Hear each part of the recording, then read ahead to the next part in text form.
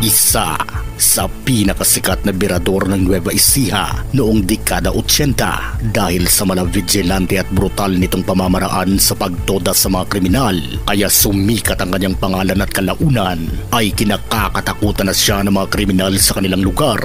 Isa siya sa mga naging instrumento para tumahimik ang magulong lugar noon sa Nueva Ecija, lalo na noong dekada 80 dahil sa panahong yun ay laganap ang kriminalidad sa lugar, kagaya na lamang ng mga unsolved cases ng mga kriminalidad, lalo na ang malawakang pagnanakaw ng mga kalabaw sa mga maliliit na magsasaka. Dito na isa-isang niligpit ng mga vigilante ng Nueva Ecija ang mga pasaway sa batas.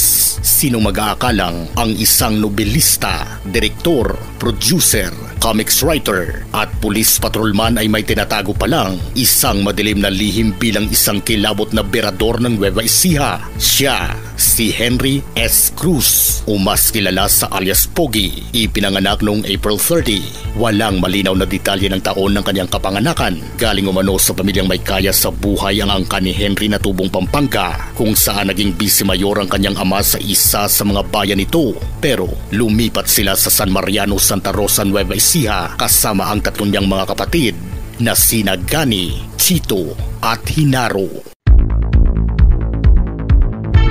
Dahil malapit sa Diyos ang mga magulang ni Henry at deboto ito ni Senyor Santo Niño, ang patron ng milagrosong simbahan ng San Mariano, kaya pinasok sila Henry bilang sakristan at nagsilbi ito ng ilang taon bilang alalay ng pare, kaya naging malapit sa puso ni Henry ang pare at kalaunan ay itinuring na niya itong bilang pangalawa niyang magulang. Pero sa kabila ng busilak na kalooban ng pare ay hindi pa rin ito nakaligtas sa bagsik ng mga kriminal. Tinuluyan pa rin itong tudasin ng pare kahit na sa kabila ng pagmamakaawa nito sa harap pa mismo ng batang si Henry. Matapos nakawan ng simbahan ay agad naman itong umalis sa lugar at iniwang nakabulagta ang pare, kaya sa murang edad ay nagkaroon na si Henry ng galit sa mga kriminal, rason para magkasakit siya ng post-traumatic disorder, kaya dumaan ito sa ilang counseling upang manumbalik ang sigla nito at di nagtagal ay nakarecover naman ito. Unti-unting bumalik ang mga katangian nito sa normal hanggang sa napansin ng mga magulang ni Henry ang kanyang talento sa pagsusulat ng mga nobela.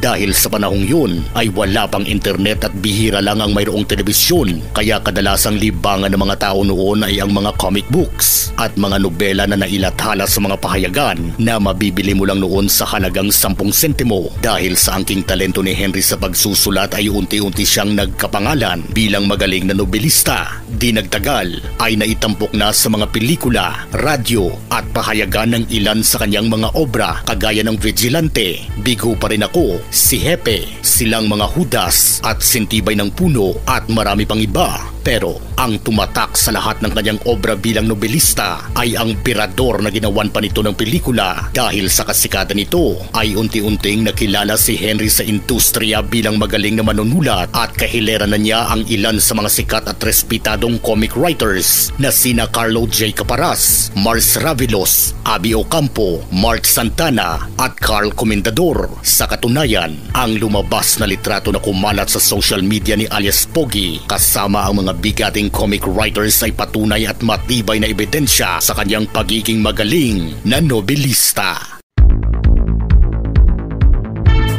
Hindi man kasing pogi kagaya ng ibang artista, pero bawing-bawi niya naman ito pagdating sa kanyang pananamit. Dumagdag pa ang kanyang karisma at pagkamarespeto at maginoo nitong katangian. Sa katunayan, noong dekada 70, nakasama pa niya ang mga mabibigat na pangalan noong panahong yun, kagaya nila Dante Varona na isa sa mga sikat at hinahangaang artista noon.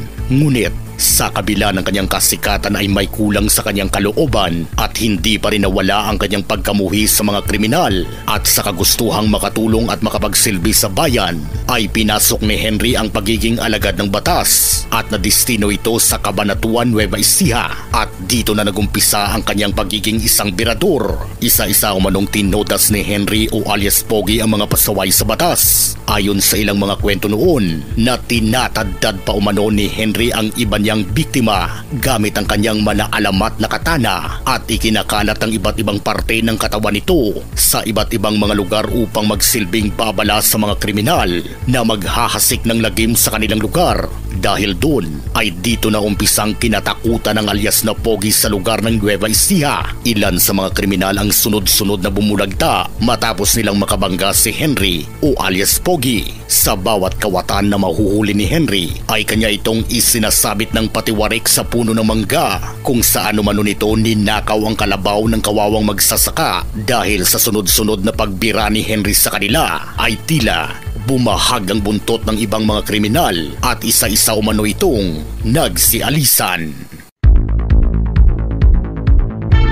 Dahil sa agresibo at bagsik ni alias Pogi sa mga kriminal ay naging epektibo ito sa pagbaba ng crime rate sa Nueva Ecija. Ngunit ang malaalamat na kwento ni Henry ay nagtapos umano matapos itong tambangan habang nag-aabang ng masasakyang bus papuntang Maynila upang magpasa umano sa bago niyang isinulat na nobela. Niratrat umano ito ng mga di nakikilalang mga salarin sapagkat todas ni Henry o alias Pogi ay naulilan niya ang kanyang mga anak na sina Zeus at Paris.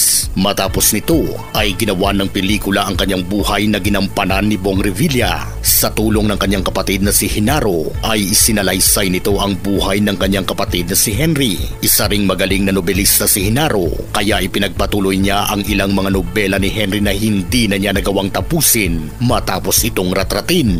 Isa na rito, ang anak ng teteng na kalaunan ay sumikat at nagawan pa ito ng pelikula na tinangkilik naman ng masa kaya pumalo ang pelikulang ito sa takilya. Ang malaalamat na kwento ni Henry ay isang patunay na lahat tayo sa mundong ibabaw, gaano man kadulas ay lilipas din at darating ang araw na tayo ay maging alaala na lang sa mga susunod na henerasyon.